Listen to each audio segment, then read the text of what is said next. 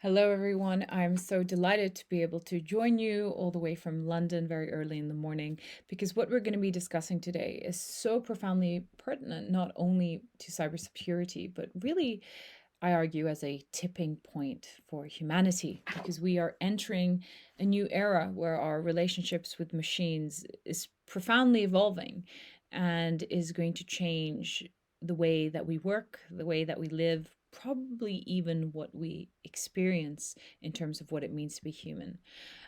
I think that this new technological frontier for humanity is now coming to the fore thanks to advances with artificial intelligence, a new frontier for humanity. But before I begin, it seems like the soundtrack of our minds, certainly for all of 2023, has been something like this. Generative AI, generative AI, generative AI, AI is AI, AI uses AI to bring AI. Thank you. That is the end of my keynote speech. Not really. As Mr. Pichai pointed out there in one speech, AI and generative AI has been everywhere in 2023. And this might be kind of covering old ground for you all, but, it always helps to start with first principles. So what's been happening? Well, these new capabilities of artificial intelligence, of course, AI has been around for a long time, but new capabilities have really come to the fore, in part to do with advances in computing power and data, which are kind of the two foundational pillars of artificial intelligence, and then breakthroughs over the past decades in reinforcement learning and deep learning. And the way that generative AI, a term that was only really coined in the past year in 2022 is different from traditional AI is because traditional AI was more or less about labeling or categorizing data because that's kind of where the capabilities ended. But generative AI is about generating or creating new data based on old training data. And generative AI has taken the world by storm, so to speak, because of how it can be plugged in to augment almost any human creative or intelligent process, right? With something, with knowledge or data or insights or creativity that didn't exist before. And one of the other reasons why these breakthroughs have been so profound is that over the past year in 2022, we have seen come to the fore, at least publicly, these so-called foundational models. Now, foundational models have been built privately in private companies and AI research labs for at least 5-6 years, but it was only in 2022 that the public really starting to be able to see these models and their capabilities. And one of the reasons why they're so astounding is one, because they are trained on vast data sets. Think about it as, almost everything online, which means that they're general purpose, right? They can be fine-tuned to do a multitude of tasks. They're not only task specific. They can't only do one thing. And also, because of the developments in natural language processing, these foundational models are built with a layer of so-called NLP, which means that the way that we interact with them, we interface with them, has become very, very easy. We can simply speak to them. Human has become the new language of programming, and the foundational models that had been in development for a while, but which the public was really able to play with for the first time without too many safety controls, were OpenAI's DALL-E 2, Midjourney, and Stable Diffusion, all which came out last year. All of these are text to image generation models, so trained on billions of images online. These models can now generate any image based simply on a text prompt, right? And here you see a really incredible AI generated image from Midjourney, from a single creator, Mahatma Gandhi, as though he was posing for a selfie. Same creator, also reimagined here, Marilyn Monroe.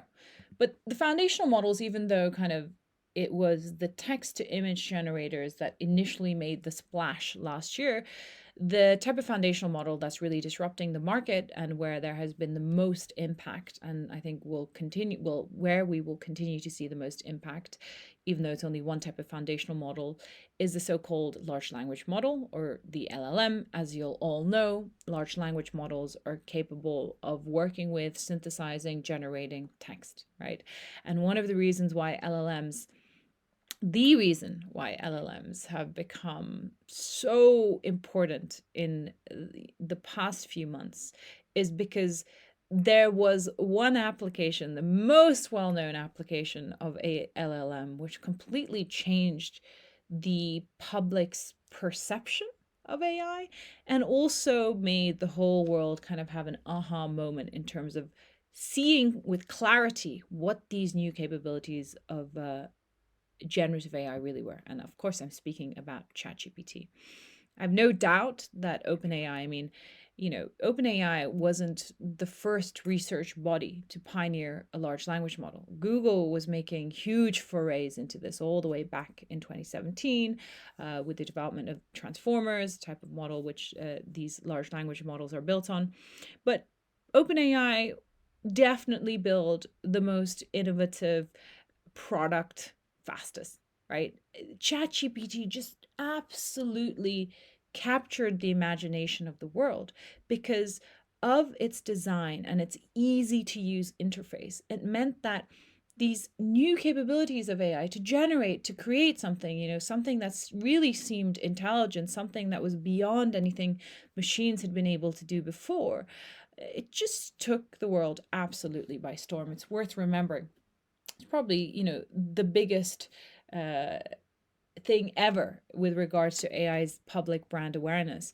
But ChatGPT is less than a year old, came out only at the end of November last year. But of course, it sprinted to 1 million users just because of how dynamic and fascinating these new capabilities were. Netflix took 3.5 years to get to 1 million users. Facebook took 10 months, and it took ChatGPT just a short 5 days.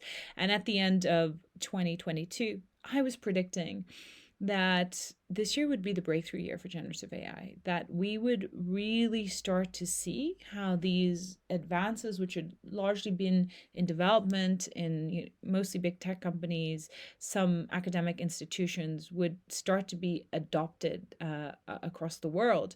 And I said that hundreds of millions of people would be interfacing with generative AI by 2023. Now that prediction came through in 60 days through ChatGPT alone. 100 million users of ChatGPT within 2 months, making it at the time the most popular application in history, right? And soon the website had, I think it was within 3 months, had 1 billion unique viewers. So ChatGPT really changed the trajectory of artificial intelligence in terms of its brand awareness and the acceleration of the technology, both in terms of its capabilities, but also adoption that we see unfolding now. And really, when you think about these new capabilities, you can ask yourself, what's the big deal? What's the breakthrough here? And I think it's broadly speaking to do with these main points. So, versatility. Often I'm asked, what industry or what application will generative AI, will we see generative AI? Really, the answer to that is, how long is a piece of string? Because the applications span every industry. You can see how these capabilities of generative AI can be plugged into, like I say, any human intelligent endeavor, right? So it's vertical, it's horizontal, it spans across industries. Another really astonishing thing about what we see with AI now is the increasing autonomy, right? How minimal the human intervention is. Of course, there still is a human in the loop. It's not that these systems are completely autonomous. Humans design them, humans build them, they work with them, but still the amount of human input considering the output is minimal, and it isn't completely understood either, how this kind of black box works. Really astonishing. Also, scale. When you start to see with the amount of data and computing power that is now available, that has actually led to this kind of flourishing revolution with regards to AI, the scalability of the tasks, we're now able to do things that just would not have been feasible for a human to complete, and to do it faster, arguably better, depending on the data. And so we're really starting to see unprecedented scale. And again, one of the really astonishing things, and this really touches upon so many of the debates around intelligence, and are these machines now sentient? Can they understand? Can they feel? Is this a machine intelligence which is close to or even surmounting human intelligence? I don't think that these machines are, sentient yet, but certainly one thing that is really exciting about them, given how they can analyze and churn and work through these vast troves of data, is the kind of unexpected insight and innovation that can come from them. And you see this in the field of medical research. So humans now being able to use these systems to augment knowledge in a way that wasn't possible before. I think all of this is really exciting, and of course also, depending on the application, given it's a dual use technology, can also be really, really scary. Now, all of this hasn't been lost on the big tech giants. What you have seen throughout 2023 is how all of the big tech giants have fundamentally shifted to prioritize, and so quickly, generative AI and AI, to make it a key strategic priority of their respective companies.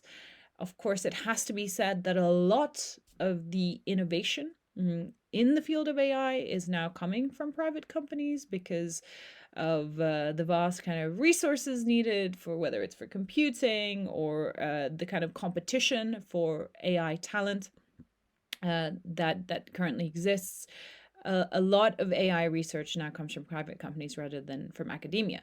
So very, very quickly, Microsoft was first off the bat invested an additional $10 billion into OpenAI weeks after ChatGPT came out, integrated it into Bing, was actually openly goading Google come February, a few months after ChatGPT was released, saying, hey, your dominance in search is over, because we have now envisaged a new vision for search which integrates large language models. But of course, Google wasn't resting on its laurels. It was very quick to invest hundreds of millions of dollars into its own preferred LLM builder. I think it was Anthropic, and actually restructured the company with Google Brain and Google AI, kind of DeepMind, to make, restructured a strategic AI unit at the top of the company. Amazon has been building its own foundational models. It's also been teaming up with open source communities. Apple, which has been remarkably quiet on the Gen AI wave so far, has silently or quietly kind of been working to make sure that these computations can run on their M1 chip, which is really very interesting, because when you can, compute these locally on your device, that's going to be a huge breakthrough. And Meta, which was suffering, one of the worst days in stock market history, only at the beginning of last year, has had a huge AI comeback. If you kind of look at Meta's performance with regards to its market capitalization this year. But it isn't only the Western companies. China, the Chinese tech giants existing within their own unique information ecosystem, have been very quick to understand how important these developments are, and to start building their own LLMs. I'm talking about Tencent, Baidu, Alibaba, and of course, not only LLMs, other foundational models too, even though the bulk of the research with regards to this latest wave of AI innovation came from the United States and Europe. China has been very quick to adopt and start to apply, the Chinese tech companies, these innovations, and start building on them. And perhaps the company that has had the most phenomenal performance of all is NVIDIA. NVIDIA, a company that was essentially used to process video game graphics with their chips, has become the company that is got a monopoly on the hardware, on the GPUs, the CPUs to compute this whole AI revolution. I just noticed that my head is in front of this graph, but what this graph shows is the steep incline with regards to NVIDIA's market cap. It reached the exclusive club of companies valued at over $1 trillion this year, as the Gen AI wave completely started going crazy and taking off. And Jensen Huang, the CEO, said in an interview earlier this year, I bet the house on AI in 2018 and nobody knew. Now that bet has paid off tremendously. I think it's fair to say that the AI arms race is on. If you look at all of the serious tech contenders, they're all in. And why? Because everybody understands that there is immense value creation here, right? And the more so if you actually own core components of the Gen AI tech stack. So first, on the infrastructure layer, these are the GPUs, the CPUs. This is why NVIDIA, again, absolute monopoly, astounding, over 80% of the market share. But also on cloud computing, you have Microsoft Azure, AWS, serious contenders, Alibaba, also with their cloud services having deeper penetration than some of the Western tech companies in certain parts of the world. But again, I mean, the ecosystem pretty much dominated by a few players. There isn't room for too much competition, or so it seems right now. Then you have this platform layer, which are these foundational models that are being built. Again, as I've already mentioned, a lot of AI research has been coming from the private companies over the past decade rather than from academia.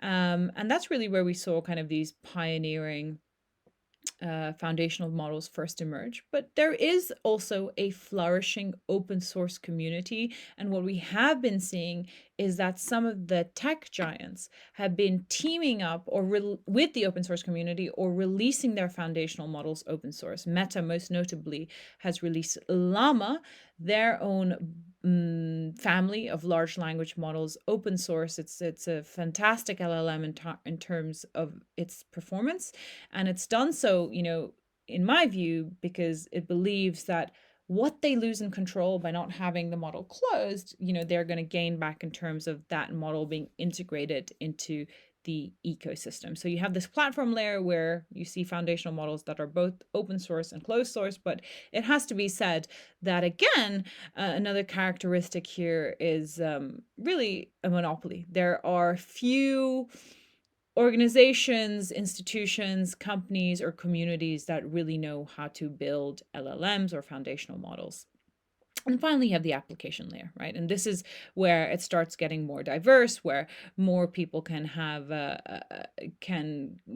a say, have ownership in the application layer, because there are so many applications spanning every industry and almost any human endeavor that you can imagine that is just really coming to the fore. So to reflect that, you can perhaps look at the generative AI startup landscape, which has been booming. Here, I've been working in this space for 5-6 years, and before the term was even really coined. And you can see here how many companies have been coming up that didn't even exist about 18 to 12 months ago, whether it's text generation, image generation, audio generation, chatbots, code, which will be very relevant to you all in the room, video or machine learning platforms, or gaming, or data, or search. I mean, it's truly been astonishing. I would say that this whole landscape, because it's been so frothy, has kind of saved the VC firms amid the tech slump. You remember at the beginning of the year, it looked like it was a bad year for tech. Everything was slumping. But my God, has the market been on a rebound thanks to artificial intelligence already. 18 billion invested this year into the generative AI landscape. Now, one of the things I do is travel around the world and speak to companies and leaders about kind of the mindset that they need to have when thinking about the coming AI revolution, how to prepare their companies, how to prepare their employees. And there certainly is a sense. I mean, it's palpable, right? You all will have had these conversations that we need to integrate these new capabilities somehow. There's an understanding that, okay, this could be useful for us. This is an approach I like to talk about as GPTU, because it is LLMs where the conversation is usually starting at in terms of enterprise utility. And the approaches, I mean, a lot of the companies are thinking about, okay, well, we start from first principles. Can we build our own foundational model? And that's kind of what Bloomberg did. They built their own LLM for finance. But this isn't a practical approach for many organizations, because you may not have, these right amounts of training data. It might be too expensive, and probably the most prohibitive factor is talent. There are only a few people who actually know how to build an LLM. There are 8 billion people on Earth, and I think there are about 50,000 people who know how to build an LLM. So rarer than a hen's teeth, which means that this approach is not going to work for most organizations, most companies. So then the second approach is, okay, well, so can we fine tune base models? And this is actually where you start seeing a lot of enterprise value, because it isn't the case that the bigger model is always better. So you don't need to have a foundational model that can do everything for everyone, but you can build off a base model and fine tune it. This is why these foundational models are so brilliant, because of how well they can be fine tuned. The thing that will matter then is, of course, your own data. So the context of the data for that domain, which is going to make it so useful for your specific use case, as well as deep domain kind of knowledge in terms of understanding how that data should be structured, how to prompt the systems, which is again another reason why everybody, such as everybody in this room, who has deep domain knowledge and expertise, your experience is going to become more valuable than ever in terms of guiding AI systems. But of course, another reason why you're going to continue to be of extreme value to your respective organizations is because the key questions that keep coming up about the risks are the concerns around making sure that IP is protected, making sure that data is protected, because of course data has now become even more valuable to an organization. We all know that data is a very valuable asset, but with this new capability to kind of deploy a layer of AI over everything to extract even more insight from that data, it's become arguably the most valuable asset your organization has. And questions around, okay, well, do we go with open source models or closed models, etc. Again, when it comes to the point of enterprise adoption, which I'm sure many of you have been discussing, the key kind of stumbling blocks that come up again and again and again are models. So what models should we use? How do we understand the tools? So it's just this lack of kind of, or very quickly people wanting to understand what the evolving landscape looks like. Talent. Again and again and again, very, very rare to have the right people who know how to work with these systems. So if you are interested in artificial intelligence and use that to augment your already deep domain knowledge, that can only be a boon for you going forward. And finally, strategy. Many organizations don't have an AI strategy. And I suppose that if you think about information integrity or cybersecurity, AI very much kind of falls into that remit as well. So under the remit of the CISO, but actually everybody in the C-suite, I would say. Worries, inaccuracy, the capabilities of these models to get things wrong, to hallucinate, to lie, to make things up. Again, cybersecurity, IP infringement, copyright issues, many, many worries, which will keep all of you very busy in the coming months and years, I'm sure decades, as organizations seek to deploy this AI, which they know is going to become a fundamental part of their organization. The value add at this point, again, we're only kind of at the very beginning, is mostly about efficiency and streamlining costs. And on that point about productivity and efficiency, I mean, it's clear that there's going to be a tremendous value add, right? One report from McKinsey suggested that looking across just 63 different use cases for generative AI for productivity, it said that it could add up to $4.4 trillion annually to the economy, and that is to the global economy, and that is obviously more than the GDP of the United Kingdom. So there's no doubt in my mind that these kind of gains, potential gains, means that enterprises are going to seek to deploy AI systems, even though, as they will find, as I'm sure many of you are already finding, it isn't just plug and play, right? It requires hard work and domain expertise and a lot of kind of risk assessments before you can kind of deploy it within your own organizations. But I think the sentiment that Nikolai Tangen, he's the head of the Norwegian Sovereign Wealth Fund, a man who manages assets of over $1.3 trillion. So, probably somebody whose opinion we should consider when he said earlier this year, if you don't believe there are opportunities with AI, then you're a moron. That's rather blunt, but I agree with the sentiment. You absolutely cannot assess the evolving landscape with regards to artificial intelligence, and also in the case of cybersecurity and information security and information operations, without considering what is the upside. How can AI be used as a tool? You see this in the private investment landscape. You see here on 2020, 2021, global investment in artificial intelligence peaked at about $120 billion. And the interesting thing about this graph really is how the US dominates in terms of private investment. And you see that playing out now with regards to where the most value is being created, where the biggest innovation is coming from, where the ecosystem, the startup ecosystem is thriving. But China is second, even though it's way behind the US. But I expect that China is going to accelerate its investments into artificial intelligence. The European Union and the EU lags far behind. The other interesting thing about this graph is that you see that global private investment actually dipped in 2022, and the overall figures reinvestment over the past decade haven't actually been that high.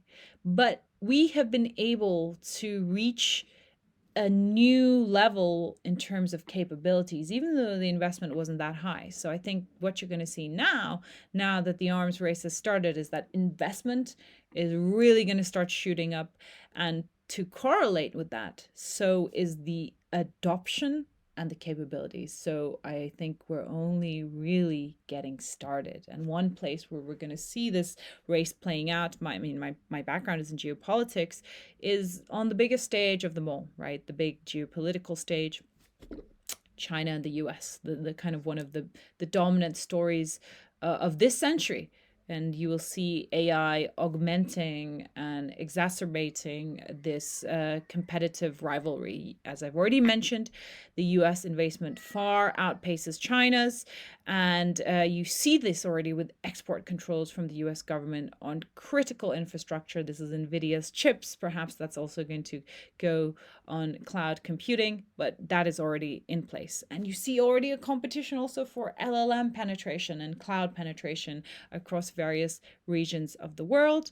But Beijing has been quite heavy-handed with regards to regulation, probably because of the concerns relating to AI-generated content. I mean, the Chinese state was one of the first to start kind of regulating and putting laws in place with regards to this new category of generative AI. We're talking about regulation. There is a lot coming, and we can expect a lot of regulation down the line, which I'm sure will keep you all busy in the months and years to come. The EU is drafting its AI Act. It has been in the works for many, many years. It didn't even make mention of foundational models or generative AI until fairly recently, but now they've redrafted it, and now it does. And it takes this risk-based approach to AI systems, where the systems who are classed as being high risk will have many essential requirements. So it is expected, of course, to become the global standard. And like I say, it will come into play in 2026. Although, a note on regulation, it's extremely difficult, both in terms of ensuring that regulators are au fait with the latest developments, and then finally, just because of the exponential pace of the development, right?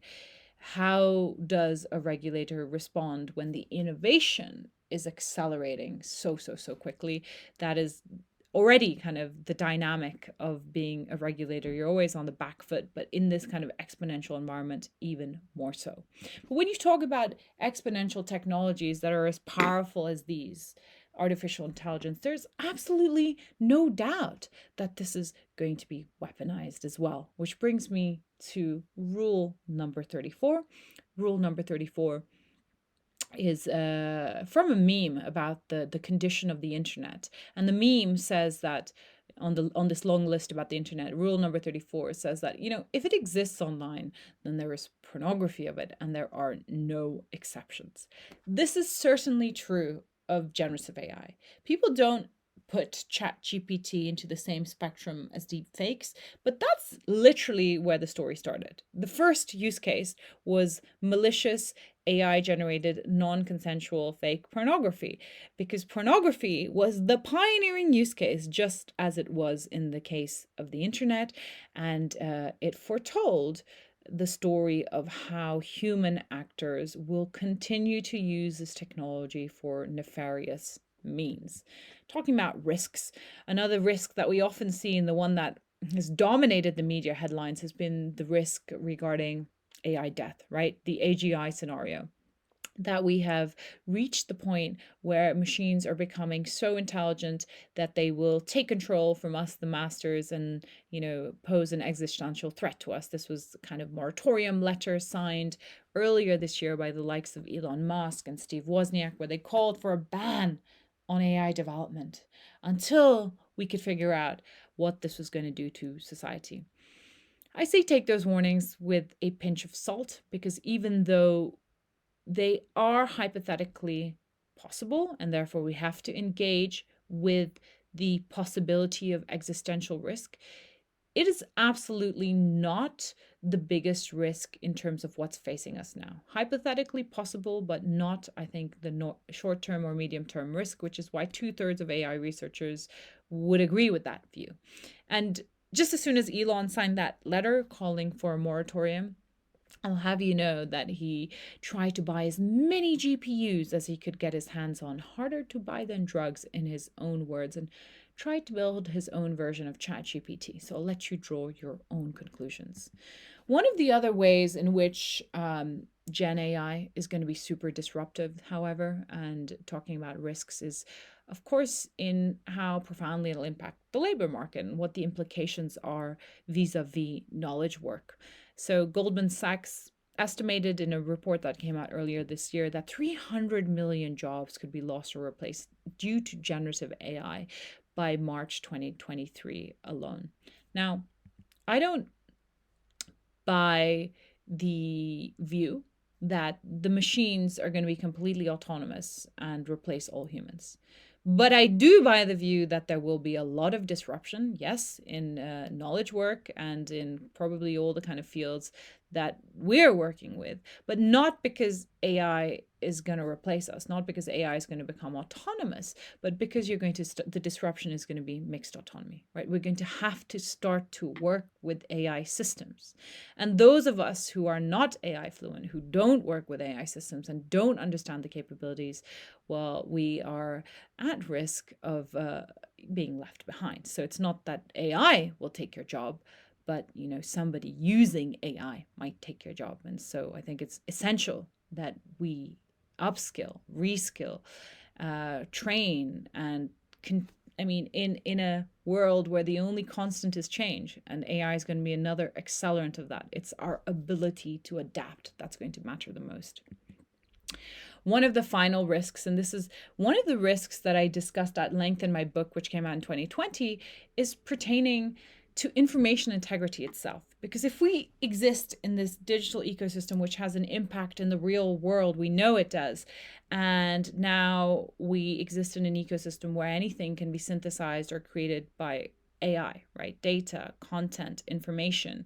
How do you ensure trust in anything? How are you able to tell what's synthetic and what's authentic or not? Because it's not only that everything can be synthesized by AI, it's also the understanding that everything can be synthesized by AI that can lead to the denial of anything being authentic, right? That's a phenomenon known as the liar's dividend. So are we at the point where we are degrading the integrity of the information ecosystem to such an extent that it becomes fundamentally untrustworthy? And luckily, there are some kind of technical solutions being developed to this that are very much rooted in kind of the cybersecurity zero trust approach. And to that end, we're going to have a quick view of this clip. Some say that truth is a reflection of our reality. We are used to defining it with our very own senses. But what if our reality is changing? What if we can no longer rely on our senses to determine the authenticity of what we see and hear? We're at the dawn of artificial intelligence, and already the lines between real and fiction are becoming blurred. A world where shadows are mistaken for the real thing. And sometimes we need to radically change our perspective to see the things the way they really are.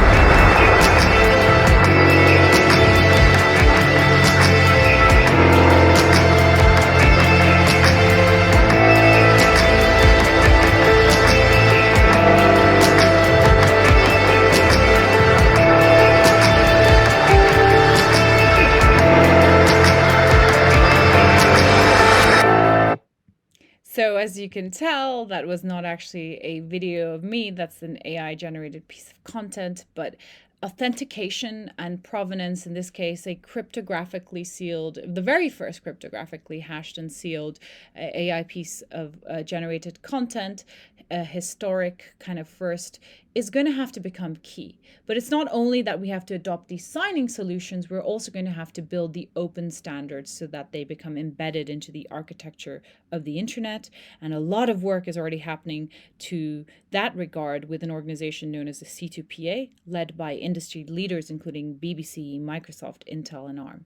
Now, my final reflection as we come to an end here is that it's worth remembering just how unusual this epoch is in historical terms. We are really living in an age of exponential change. If you look at this graph here, it was only, a few million years ago, which was our first use of fire. And it took us hundreds of thousands of years, millions of years after that to even get to making tools or beds. And yet, over the past 30 years, everything has profoundly changed. We tend to forget how quick the pace of acceleration has been. If you think about the technologies of the information age, the internet, the smartphone, cloud, how dramatically that's changed the world as we know it. But yet, all of those technologies were about building a digital ecosystem, which really has and a physical infrastructure and ecosystem, and it has an impact on our real lives. And yet now we are imbuing another layer on top of that. We're moving from the information revolution really into the age of intelligence, right? The intelligence revolution, because regardless of whether or not AI is really sentient or can understand if it's truly intelligent, just parking that debate for a second, it's already true that is now augmenting human intelligence in ways that technology hadn't been able to do in the past. So this is why, ultimately for me, this isn't a story about technology. Right? The thing that sets us apart as a species throughout the history of our existence has been our intelligence. And yet now we've come to an age where that intelligence will be a kind of mixed autonomy with machines, and that will profoundly impact what it means to be human. And I think that this is one of the most fascinating stories of our time. I think it's our burden and our responsibility to be engaged with this story so that the outcome is a good one for humanity. And on that very profound note, I'm going to hand back to you.